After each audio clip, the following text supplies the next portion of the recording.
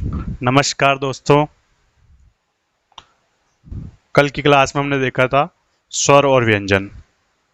तो आज की क्लास में देखेंगे स्वर और व्यंजनों का वर्गीकरण के अलग अलग प्रकार के स्वर कितने प्रकार के होते हैं और किस आधार पर स्वर का वर्गीकरण किया गया है और किस आधार पर व्यंजनों का वर्गीकरण किया गया है, कितने भेद हैं स्वर या व्यंजन के, है ना। तो उसमें देखते हैं स्वरों और व्यंजनों का वर्गीकरण। स्वर, स्वरों और व्यंजनों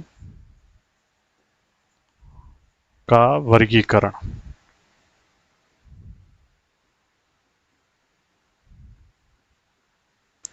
स्वरों और व्यंजनों का वर्गीकरण में पहले देखेंगे स्वरों का वर्गीकरण। स्वरों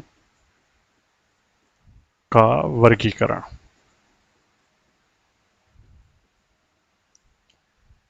अब स्वरों का वर्गीकरण देखने से पहले देखेंगे स्वरों का वर्गीकरण के कितने आधार है ना। तो स्वरों का वर्गीकरण अपन 6 आधार पर देखेंगे कि 6 इस आधार पर स्वर के प्रकार ये है और इस आधार पर स्वरों के प्रकार ये है। तो स्वरों का वर्गीकरण 6 आधार पर 6 आधार पर स्वरों का वर्गीकरण किया जा सकता है। और 6 आधार में पहला आधार है उच्चारण स्थान के आधार पर, किस तंत्र से किस स्वर का उच्चारण हो रहा है उसके आधार पर, है ना। तो देखते हैं उच्चारण स्थान के आधार पर स्वरों का वर्गीकरण। उच्चारण स्थान के आधार उच्चारण स्थान के आधार पर स्वरों का वर्गीकरण। अब इसमें क्या है, स्वर को देखने के साथ साथ भी यहाँ क्या है, व्यंजनों को भी देख लेंगे कि इस व्यंजन का उच्चारण स्थान ये है ना। तो बाकी प्रकार बाकी आधार तो अपन केवल स्वरों के देखेंगे, लेकिन इस आधार पर व्यंजनों का उच्चारण स्थान भी अपन देख लेंगे। उच्चारण स्थान के आधार पर स्वरों का वर्गीकरण। तो एक साइड लिखेंगे अपन, इस साइड व्यंजन और इस साइड लिखेंगे स्वर। तो व्यंजन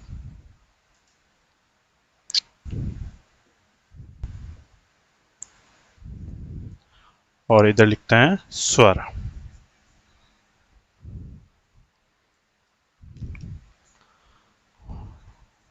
क च ट त प।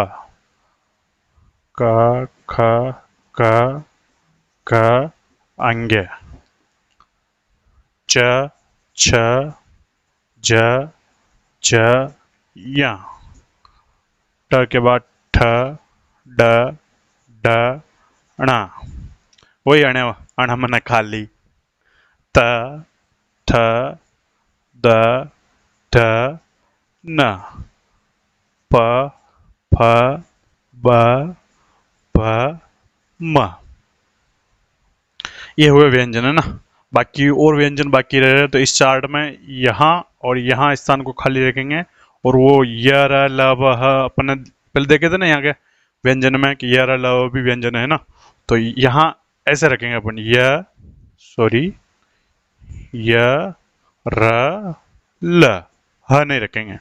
और बाकी 3 श देखे थे, तालव्य श, मूर्धन्य श और दंती श। तो इधर रखेंगे इस श को, इधर रखेंगे इस श को और इधर रखेंगे इस श को। ये तो हो गए अपने सभी व्यंजन। और इधर देखते हैं स्वर। तो इधर रखते हैं स्वर को आ। फिर रखते हैं इधर ई। और तीसरे नंबर पे रखेंगे अपन री को। और इस वाली लाइन में देखते हैं कोई स्वर नहीं। एक बार पूरी सारणी बना लेते हैं, फिर देखते हैं क्या देख रहा हूं मैं या क्या लिख रहा हूं, है ना। कोई स्वर नहीं। और इधर स्वर बचे हैं ऊ और ऊ। इधर खाली जगह छोड़ दो, ऊ और ऊ। अब देखो, इधर अपन ने व्यंजन लिख लिए, इधर अपन ने स्वर लिख लिए। और इधर देखते हैं एक सूत्र है के टी एम। इसको ऐसे लिखते हैं, के टी एम और दंत और ओष्ठ। प्रॉब्लम हो जाएगी ना।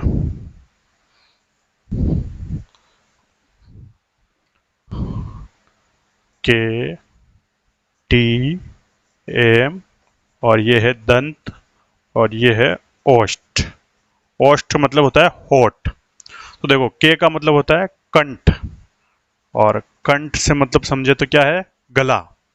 और टी का मतलब है तालु, और तालु से मतलब देखे तो क्या है, जीवा, यानी जीवान से जिसका उच्चारण होता है वो है तालु।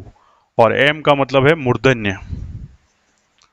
मूर्धन्य का तात्पर्य ये समझ सकते हैं कि ऐसे स्वर या ऐसे व्यंजन जिनका उच्चारण कहाँ से हो रहा है वो स्पष्ट रूप से अपने को पता नहीं चलता है, तो वो है मूर्धन्य। और बाकी इधर क्या हो गया, दंत और ओष्ठ। देखो सूत्र से याद रख सकते हैं, केटीएम शब्द तीन वर्ड है, केटीएम, के का मतलब कंठ, टी का मतलब तालु, एम का मतलब मूर्धन्य, और बाकी दोनों अपने को याद रखने हैं, दंत और ओष्ठ। तो इस वर्ग में जो लिखे हुए हैं ना, एक बार इस दोनों को मिटा देते हैं ना, डबल डबल हो गए ना, उससे अपने को क्या मतलब है डबल लिखने से।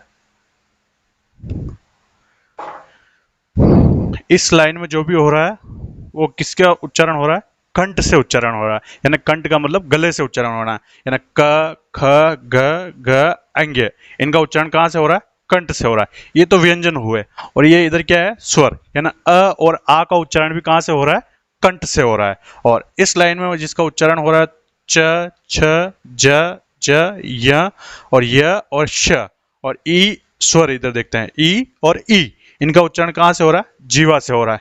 ये तो हो गए व्यंजन इस साइड, और इस साइड क्या हो गया, ये स्वर, यानी ई और ई का उच्चारण कहाँ से होता है, जीवा से होता है। और ये है मूर्धन्य, इस लाइन में ट ठ ठ ड ढ ण र और श, ये सभी व्यंजन क्या है, मूर्धन्य व्यंजन है। और फिर मूर्धन्य में क्या आएगा, स्वर में देखा जाए तो क्या आएगा, री आएगा, है ना।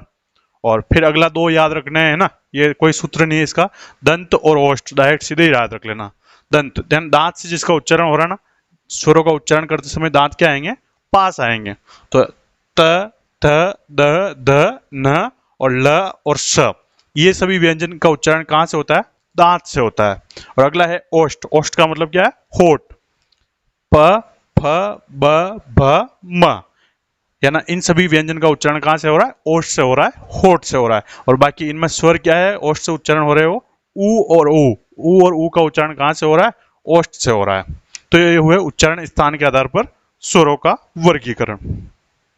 अब इसमें देखो स्वर अपने शुरू में देखे थे स्वर 11 होते हैं ना।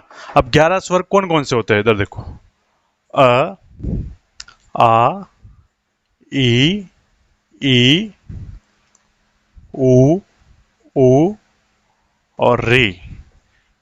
यहां तक तो स्वर अपने देख लिए कि इसका उच्चारण यहां से हो रहा है, ये सभी स्वर देख लिए। लेकिन बाकी जो स्वर बचे हैं, ए आई ओ और औ, इनका उच्चारण कहां से होता है ये अपन ने अभी तक नहीं देखा है ना। तो इनका उच्चारण देखते हैं कि इनका उच्चारण कैसे होता है। जब अपन शुरू में स्वर पढ़े थे तब अपन देखा था कि ए आई और ओ और औ, एक कौन कौन से स्वरों से मिलकर बने हुए हैं ना। तो वो देखते हैं अपन कौन कौन से स्वरों से मिलकर बने हुए हैं। तो इधर देख लेते हैं, देखो, ए आई ओ और औ, इसका निर्माण हुआ अ प्लस ई से, और इसका निर्माण हुआ अ प्लस ए से, या और इसका निर्माण हुआ अ प्लस ऊ से, और इसका निर्माण हुआ अ प्लस ओ से, मिलकर क्या बना, औ बना। अब इस सारणी में अपने को देखना है अ और ई का उच्चारण कहां से हो रहा है, अ और ई का उच्चारण का, अ का उच्चारण तो हो रहा है कंठ से, और ई का उच्चारण हो रहा है तालु से। तो अब ये अ और ई से मिलकर क्या बन रहा है, ए बन रहा है। तो ये कंठ से हो रहा है, ये तालु से हो रहा है, तो मतलब इसका उच्चारण कहां से हो रहा है, कंठ और तालु से, दोनों जगह से ना। तो इसको कहेंगे कंठ तालु, कंठ तालु। और वापस देखो ये भी दोनों जो एक ही जगह से बने हुए हैं ना, अ और आ का उच्चारण अ से बना हुआ, तो अ का उच्चारण कहां से हो रहा है, कंठ से। और ए का उच्चारण कहां से हो रहा है, सीधा देखे तो कंठ तालु से। यहां देखा ना अपने ए, तो ए का उच्चारण कहां से हो रहा है, कंठ तालु से। तो इन दोनों का उच्चारण कहां से हो रहा है, कंठ तालु से, यानी कंठ से भी हो रहा है और जीवा से भी हो रहा है। अब बाकी बचे ओ और औ। तो अ और ऊ का उच्चारण कहां से हो रहा है अपने को देखना है, अ का उच्चारण तो हो रहा है कंठ से, और ऊ का उच्चारण कहां से हो रहा है? ओष्ठ से। तो इसका उच्चारण कहां से होगा? कंठोष्ठ, कंठ और ओष्ठ से। कंठ, कंठोष्ठ डायरेक्टली लिख लेते हैं कंठोष्ठ, यानी कंठ और ओष्ठ से दोनों का उच्चारण हो रहा है, तो इसका उच्चारण कहां से होगा? कंठोष्ठ से। और वापिस देखो इसकी भी यही बात हो रही है, अ और ओ का उच्चारण कहां से हो रहा है? कंठोष्ठ। तो ये भी क्या हो गया? इसका उच्चारण भी कहां से हो रहा है? कंठोष्ठ से हो रहा है। तो इनका भी ध्यान रखना आपको विशेष तौर से कि इनका उच्चारण कहां से हो रहा है। तो ए और आई का उच्चारण हो रहा है कंठ तालु से, और ओ और औ का उच्चारण हो रहा है कंठोष्ठ से। कंठ या कंठ और ओष्ठ से इसका उच्चारण हो रहा है ना। तो ये हुए अपने उच्चारण स्थान के आधार पर स्वरों का वर्गीकरण। इसके बाद आगे वाला आधार देखते हैं कि किस आधार पर अगला आधार कौन सा है।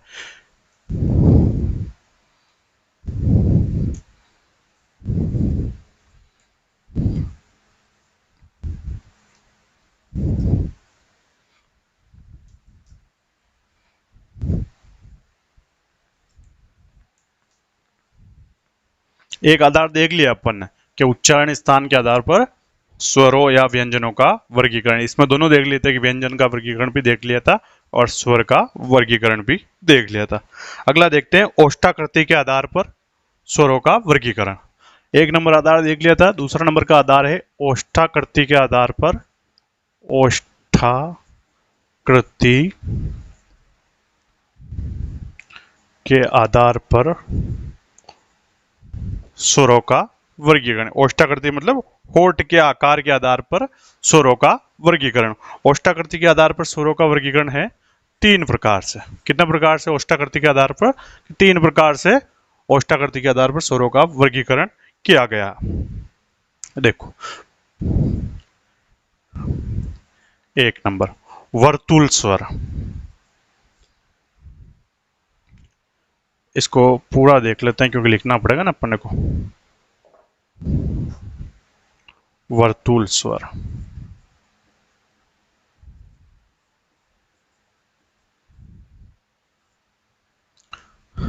वर्तुल स्वर, इसमें स्वरों का वर्गीकरण किया गया। वर्तुल स्वर का मतलब ये होता है कि इनका उच्चारण करते समय होठ पूरी तरह से गोल होते हैं, यानी होठ जिसमें पूरी तरह से गोल होते हैं वो कौन सा आकार है? वर्तुल स्वर है। अब होठ गोल किस में होते हैं? एक बार परिभाषा लिख लेते हैं। इन स्वरों का उच्चारण करते समय, इन स्वरों का उच्चारण करते समय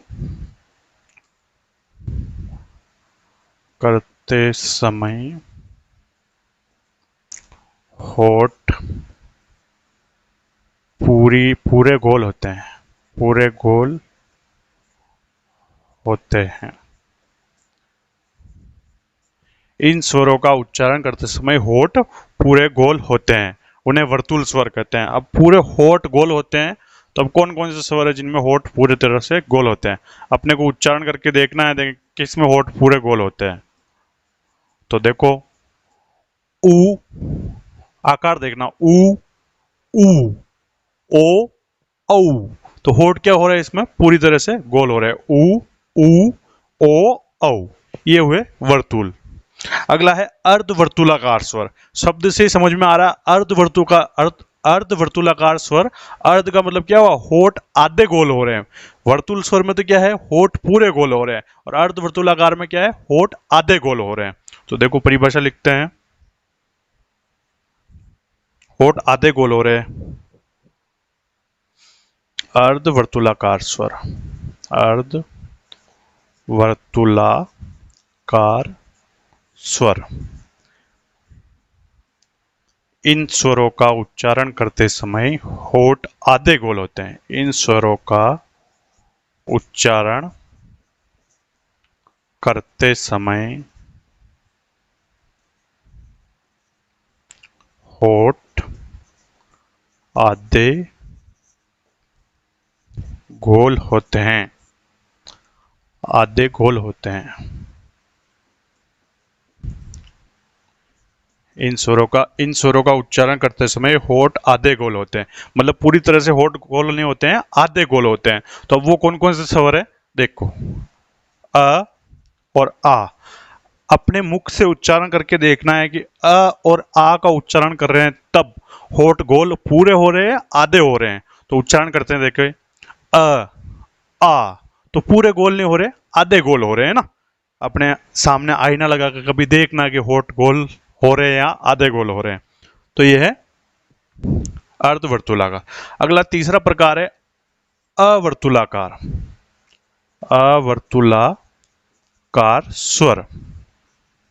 अब इसमें क्या होंगे, यहां तो पूरे होठ गोल हो रहे थे, यहां आधे होठ गोल हो रहे थे, यहां होठ गोल नहीं होंगे, है ना। यानी होठ का आकार न तो आधा गोल होगा न पूरा गोल होगा। तो इसमें अवर्तुलाकार में इसमें होठ गोल नहीं होते, इसमें होठ गोल नहीं होते। अब जो शेष स्वर बचे हुए हैं इनके अलावा वो क्या आ जाएंगे, अवर्तुलाकार स्वर में आ जाएंगे। अब शेष कौन कौन से बच रहे हैं, देखो देखते हैं। अ और आ तो इसमें आ गया। अब कौन कौन सा बच रहा है, ई और ई। फिर आ के बाद ऊ और ऊ तो इसमें आ गया। अब ऊ के बाद बच कौन रहा, ए और आई। ए और आई ये क्या हो गए, अवर्तुलाकार स्वर। और री इसमें नहीं आएगा ना, री मूर्धन्य स्वर है, इसमें नहीं आएगा। उसमें होठ गोल होते या नहीं होते उसका कोई आशय नहीं है। तो ध्यान रखना, जिसमें होठ पूरे गोल होते हैं वो क्या है, वर्तुल स्वर। और जिसमें होठ आधे गोल होते हैं वो क्या है, अर्धवर्तुलाकार स्वर। और जिसमें होठ कोई गोल नहीं होते हैं तो वो क्या है, अवर्तुलाकार स्वर। ये है ओष्ठाकृति के आधार पर स्वरों का वर्गीकरण। अगला तीसरा आधार देखेंगे। अब इसको मिटा देते हैं ना।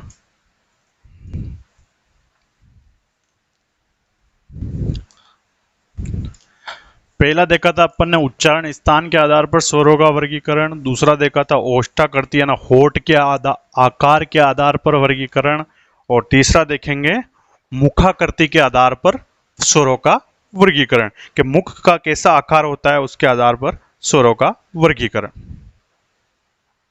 अब तीसरा आधार है मुखाकृति के आधार पर। मुखाकृति का संधि विच्छेद करेंगे तो मुख प्लस आकृति होता है, कि मुख की आकृति कैसे हो रही है।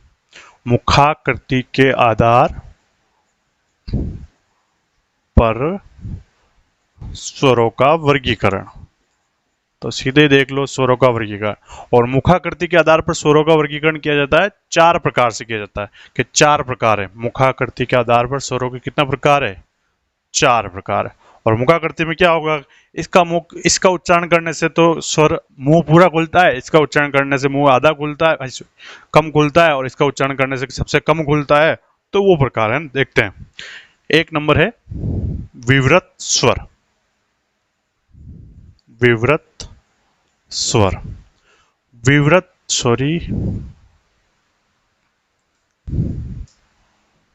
विवृत स्वर। इसमें क्या होगा, ऐसे स्वर होंगे जिनका उच्चारण करने पर मुंह पूरा खुलता है। तो देखो परिभाषा लिख लेते हैं, इन स्वरों का उच्चारण करते समय मुंह पूरा खुलता है। इनका उच्चारण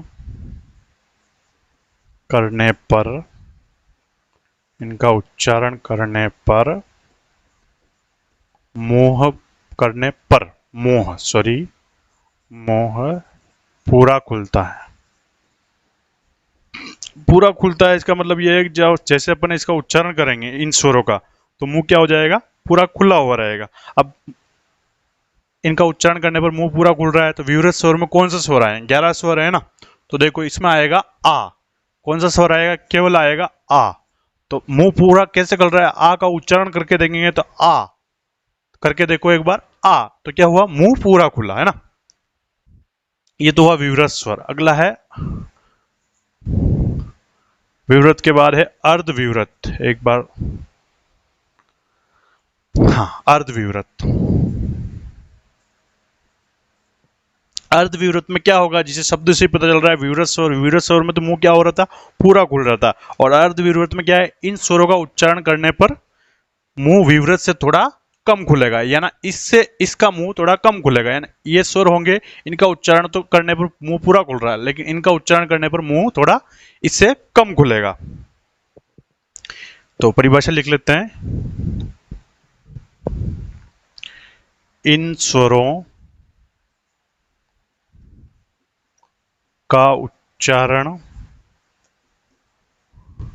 करने पर, इन स्वरों का उच्चारण करने पर मुंह संवृत, सॉरी संवृत कहाँ है, अर्ध स्वर, अर्ध विवृत होगा ना, अर्ध स्वर कहाँ लिख दिया, अर्ध विवृत। इन स्वरों का उच्चारण करने पर मुंह विवृत से कम खुलता है, विवृत से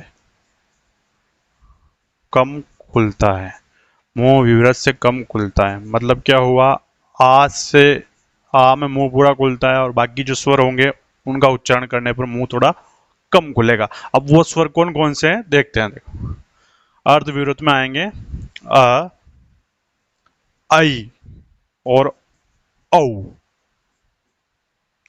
अ, आई और औ, इनका उच्चारण करने पर मुंह थोड़ा विवृत से कम खुल रहा है। आ का उच्चारण करने से मुंह पूरा खुल रहा है और अ, आई, औ इनका उच्चारण करने पर मुंह थोड़ा सा कम खुल रहा है। अगला प्रकार है संवृत स्वर। 3 नंबर का प्रकार है संवृत स्वर। अब इसमें क्या होगा, संवृत स्वर में विवृत में तो पूरा खुल रहा है, अर्ध विवृत में थोड़ा कम खुल रहा है। संवृत में क्या होगा, इनका उच्चारण करते समय मुंह सबसे कम खुलेगा। देखो इनका उच्चारण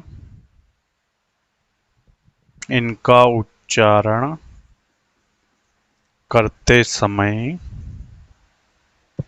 इनका उच्चारण करते समय मुंह सबसे कम खुलता है, मुंह सबसे कम खुलता है।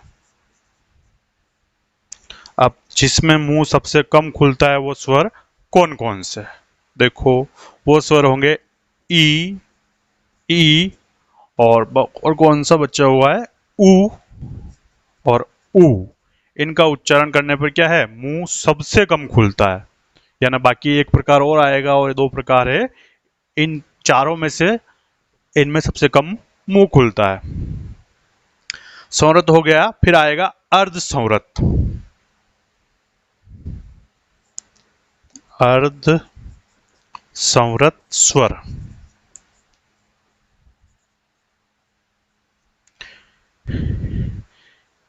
इनका उच्चारण करते समय, इनका उच्चारण करते समय मुंह संवृत से थोड़ा अधिक, संवृत मतलब इससे, मुंह संवृत से अधिक, संवृत से अधिक तथा ऊपर वाला है अर्धविवृत, अर्धविवृत से थोड़ा कम, अर्धविवृत, अर्धविवृत से थोड़ा कम खुलता है।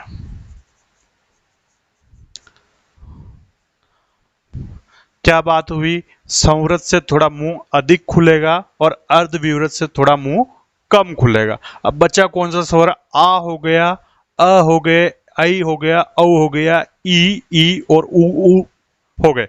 बाकी बच कौन सा रहा, देखो बच कौन सा रहा, तो बच रहा है ए और ओ। ए और ओ का उच्चारण करने पर, ए और ओ को किस में रखेंगे, अर्ध संवृत स्वर में रखेंगे। तो ये हुए अपने मुखाकृति के आधार पर स्वरों का वर्गीकरण, के मुख का आकार इस प्रकार से होता है। अगला प्रकार देखते हैं, अगला आधार देखते हैं। तो अपने अभी तक कितने आधार देख लिए, पहला देखा था उच्चारण स्थान के आधार पर स्वरों का वर्गीकरण। और उसके बाद देखा था ओष्ठाकृति के आधार पर स्वरों का वर्गीकरण। उसके बाद देखा था मुखाकृति के आधार पर स्वरों का वर्गीकरण। अब अगला आधार देखते हैं, 4 नंबर का आधार, जिह्वा के उत्थापित भाग के आधार पर। जिह्वा, जिह्वा मतलब जीवान, जीवान, जिह्वा के उत्थापित, उत्थापित मतलब जीवा जहां से हिल डुल रही ना, वहां से जो अपने स्वरों का उच्चारण हो रहा है ना, वो वाला भाग, जीवा के उत्थापित भाग के आधार पर। जिस जीवा को अपन बाहर निकाल के देखते हैं, ऐसी मजाक की बात होगी, लेकिन आकार देखते हैं तो आगे वाला भाग, बीच वाला भाग और पीछे वाला भाग। पीछे वाला भाग का मतलब क्या हुआ, पश्च भाग। तो उसके आधार पर स्वरों का वर्गीकरण किया गया है, जीवा के उत्थापित भाग के आधार पर। और इसके आधार पर 3 प्रकार से बांटा गया। 3 प्रकार से कैसे, जीवा के, ये जीवा, जीवा के ये आगे वाला भाग, और ये मध्य वाला भाग, और ये पश्चिम वाला भाग। तो देखो, अग्रभाग एक प्रकार है, अग्रभाग, और दूसरा प्रकार है मध्य भाग, और तीसरा भाग कौन सा होगा, पश्च भाग। सॉरी सॉरी सॉरी, पश्च, पश्च भाग। अब जिसका उच्चारण अपन करते हैं उसका उच्चारण जीवा के आगे वाले भाग से हो रहा तो वो क्या होगा, अग्र भाग। और जिसका उच्चारण मध्य वाले भाग से हो रहा तो वो क्या होगा, मध्य भाग। और जिसका उच्चारण पश्चिम वाले भाग से हो रहा है तो वो क्या होगा, पश्चिम भाग। आगे वाले भाग से उच्चारण किस किसका होता है, कौन कौन से स्वर का होता है, ई, ई और ए, सॉरी, हाँ, ए और आई। इनका उच्चारण कहां से हो रहा है, अग्रभाग से हो रहा है। और बाकी मध्य भाग से केवल एक स्वर आता है, अ स्वर का उच्चारण कहां से हो रहा है, मध्य भाग से। अब जो शेष बच रहे हैं वो क्या है, पश्चिम भाग से उनका उच्चारण होगा, री को छोड़कर केवल। अब तो शेष कौन कौन से बच, अ तो हो गया, तो कौन सा बच रहा है, आ, सॉरी बड़ी ये होगा ना, आ, और फिर कौन सा बच रहा है, ऊ, ऊ और ओ और औ। देखो सभी स्वर हो गए ना, 1 2 3 4 5 6 7 8 9 10, 10 ये हो गए, और 11वां क्या है, री। तो आगे वाले भाग से जिसका उच्चारण होता है वो अग्र स्वर, और मध्य वाले भाग से जिसका उच्चारण हो रहा है, एक भाग की किसकी बात करें, जीवान की बात करेंगे, जीवा के आगे वाला भाग, मध्य वाला भाग और पश्चिम वाला भाग। तो आगे वाला ई और ए, आई, मध्य वाला अ, और पश्चिम भाग क्या है, आ, उ, ओ, औ। ये हुआ जीवा के उत्तापित भाग के आधार पर स्वरों का वर्गीकरण। तो 4 आधार देख लिए। अगला आधार देखते हैं अपन, 5वें नंबर का है ना, छोटे छोटे ये है।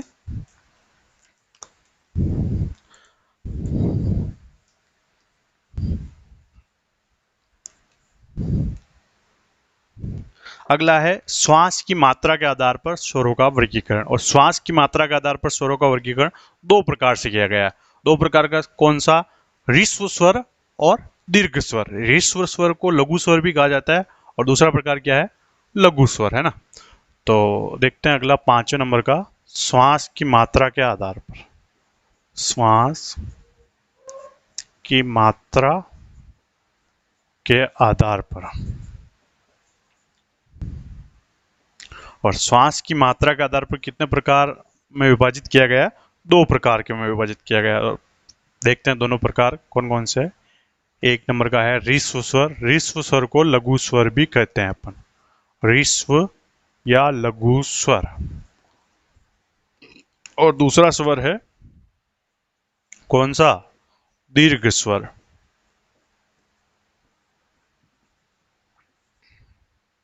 ह्रस्व स्वर में कौन कौन से आएंगे, अ, ई, उ और री। ये चारों क्या है, ह्रस्व स्वर है।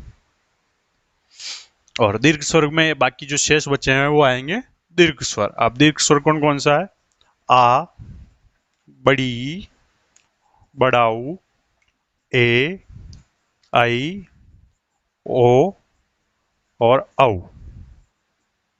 ये क्या है, श्वास की मात्रा के आधार पर ह्रस्व स्वर या ह्रस्व स्वर को लघु स्वर कहते हैं और दीर्घ स्वर।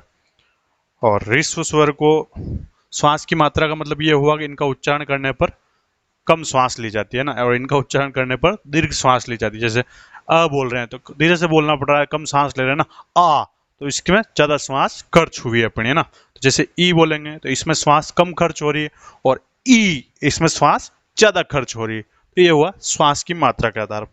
और अगला है जीवा, ये अगला आधार है सेम ही है, बस ज्यादा अंतर नहीं है, सॉरी, जीवा पेशियों में तनाव के आधार पर।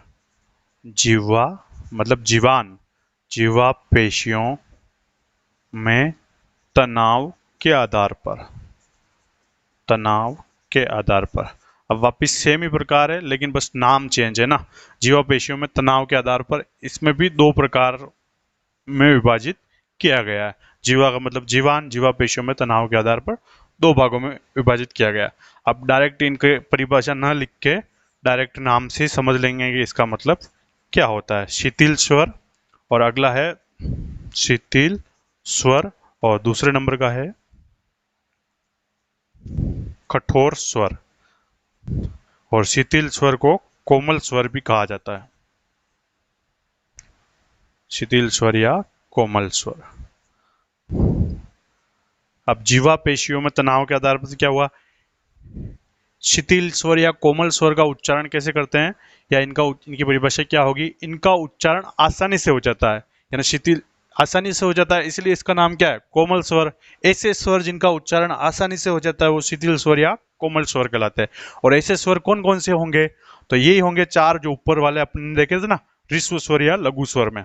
तो अ, ई, उ और री, ये चारों क्या होंगे, शिथिल स्वर या कोमल स्वर कहलाएंगे। और बाकी, तो इसका तात्पर्य यही हुआ कि जो ह्रस्व स्वर होंगे वो शिथिल स्वर होंगे, या जो शिथिल स्वर होंगे वो ह्रस्व स्वर होंगे। और कठोर स्वर अगला देखते हैं, कठोर स्वर। कठोर स्वर में जो शेष बचे हैं वो आ, बड़ी, उ और ए, आई, ओ, औ। तो इसका तात्पर्य ये हुआ जो दीर्घ स्वर होंगे वो कठोर स्वर होंगे, या ऐसे उल्टा कह दो जो कठोर स्वर होंगे वो दीर्घ स्वर होंगे। तो ये हुए अपने स्वरों का वर्गीकरण। एक बार रिवीजन रूप में देख लेते हैं अपन स्वरों का वर्गीकरण कितने आधार पर किए, कौन कौन से आधार है। देखो, शुरू में देखा था अपन उच्चारण स्थान के आधार पर। उच्चारण स्थान के आधार पर देखा था, तो उच्चारण स्थान के आधार पर कितने प्रकार से है, तो अपन ने देखा था KTM वाले सूत्र से। तो के का मतलब कंठ, और टी का मतलब तालव्य, एम का मतलब मूर्धन्य, और फिर दो प्रकार और देखे थे, कंठ और ओष्ठ। कंठ का मतलब गला, सॉरी कंठ ओष्ठ क्या, सॉरी दंत और ओष्ठ। दंत का मतलब दांत से, और ओष्ठ का मतलब होठ से। अगला देखा था ओष्ठाकृति के आधार पर। ओष्ठाकृति का मतलब होठ के आकार के आधार पर। ओष्ठाकृति के आधार पर भी अपन ने कितने प्रकार देखे थे, तीन प्रकार देखे थे। तीन प्रकार में कौन कौन सा था, पहला तो क्या था, वर्तुलाकार स्वर, और दूसरा क्या था, अर्धवर्तुलाकार स्वर, और तीसरा कौन सा था, अवर्तुलाकार स्वर। ये तो हो गया ओष्ठाकृति के आधार पर। फिर देखा था मुखाकृति के आधार पर, यानी मुख का आकार कैसा हो रहा है, यानी मुख पूरा खुलता है, आधा खुलता है, सबसे कम खुलता है, या इससे ज्यादा खुलता है, या इससे कम खुलता है। तो वो कितने प्रकार देखे थे, चार प्रकार देखे थे। और चार प्रकार कौन कौन से थे, विवृत स्वर, अर्धविवृत स्वर, संवृत स्वर और अर्ध संवृत स्वर। ये हो गए मुखाकृति के आधार पर। फिर देखा था अपन ने जीवा पेशियों में जीवा के उत्थापित भाग के आधार पर। और जीवा के उत्थापित भाग के आधार पर मतलब जीवा को अपन देखे थे कि जीवा को तीन भागों में बांट दो, अग्र भाग, मध्य भाग या क्या, सॉरी पश्चिम भाग, यानी आगे के भाग से जिसका उच्चारण हो रहा वो, और पीछे के भाग से जिसका उच्चारण हो रहा वो। और फिर देखा था अपन ने श्वास की मात्रा के आधार पर ह्रस्व स्वर या लघु स्वर या दीर्घ स्वर। फिर देखा था जीवा पेशियों में तनाव के आधार पर शिथिल स्वर, या शिथिल स्वर को कोमल स्वर भी कहते हैं, और कठोर स्वर। ये देखा था अपन ने स्वरों का वर्गीकरण। तो इससे पहले अपन ने क्लास ली थी स्वर और व्यंजनों का, सॉरी स्वर और व्यंजन देखे थे, और इसके बाद आज क्लास ली अपन ने स्वर और व्यंजनों का वर्गीकरण। उसमें पूरा देखा कि स्वरों का वर्गीकरण कितने आधार पर किया जाता है। इनकी हस्तलिखित नोट्स की PDF मैं आपको टेलीग्राम पर भेज दूंगा, वहां से आप देख सकते हो ना। बाकी साथ साथ लिखा हो आपने तो अच्छी बात है, बाकी जो मैंने पढ़ाया वो का हुआ आपको टेलीग्राम ग्रुप पे मिल जाएगा। तो टेलीग्राम ग्रुप का लिंक आपको मैं डिस्क्रिप्शन में दे दूंगा, वहां से आप टेलीग्राम ग्रुप ज्वाइन कर लेना और ये हस्तलिखित नोट आप वहां से ले लेना और फिर नोट कर लेना। और चाहो तो साथ साथ की होगी नोट तो अलग बात है, नहीं की होगी तो उसका प्रिंट निकलवा लेना। ठीक है, इसके आगे अपन कल देखते हैं। जय हिंद, जय भारत।